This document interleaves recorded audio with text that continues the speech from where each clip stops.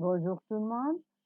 Dans le cadre de la première conférence nationale sur la physique des matériaux et leurs applications, ce travail est réalisé au laboratoire physique des matériaux, équipe couche mince et semi-conducteurs de la faculté de physique de l'université USCHB, intitulé de caractérisation optoélectronique des films de ASIH, fiabilité de la méthode CPM, méthode de photo au courant constant.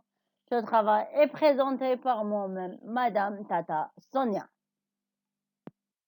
Le présent travail concerne la caractérisation optoélectronique des films de silicium amorphe hydrogéné. Ce dernier est déposé en couche mince par la méthode de pulvérisation d'essai magnétron. Une série d'échantillons est préparée à des pressions totales variant entre 10-3 et 10-2 millibars. Les autres paramètres de dépôt sont maintenus constants. La procédure de mesure CPM est basée sur la mesure d'une réponse spectrale en courant.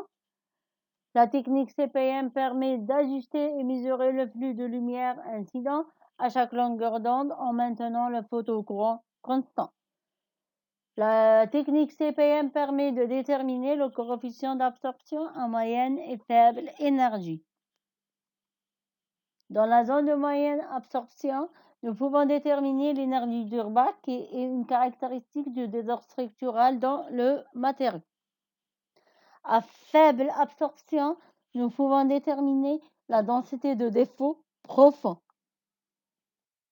Passons maintenant aux résultats expérimentaux. Les mesures électriques ont montré que la sensibilité à la lumière blanche diminue avec l'augmentation de la pression totale. Les réponses spectrales des échantillons préparés à des pressions totales inférieures ou égales à 3,10-3 millibars sont présentées sur cette figure. Nous remarquons que le courant diminue quand la pression totale augmente. L'échantillon préparé à 6,10-3 millibars présente un courant instable. Les échantillons préparés à 7,3 et 10,3 millibars présentent des réponses spectrales plates. Le produit est un métaux des échantillons caractérisés et présenté dans ce tableau. Nous remarquons que les échantillons préparés à 1 10-3 et 1,5 10-3 millibars présentent un état métaux de l'ordre de 10 puissance moins 5 cm² volts moins 1. Et l'échantillon préparé à une pression totale de 3 10-3 millibars présente un état métaux de l'ordre de 10-6 cm² volts moins 1. Les mesures CPM ont montré que les échantillons préparés à 1 10-3 et 1,5 10-3 millibars sont les moins désordonnés que l'échantillon préparé à 3 10-3 millibars, comme le montre le produit état métaux. Les conditions de la validité de la technique CPM sont vérifiées sur les échantillons déposés à 1,5 10-3 et 3 10-3 millibars. En conclusion, concernant la technique CPM, il faut avoir une stabilité de courant lors des mesures.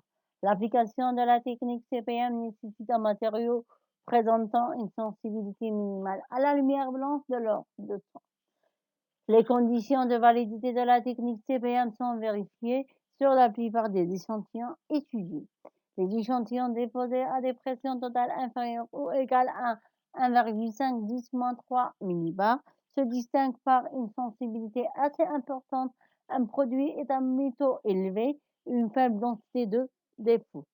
Ces propriétés font de cet échantillon un bon candidat pour son utilisation dans des dispositifs à multicouches. Et merci pour votre attention.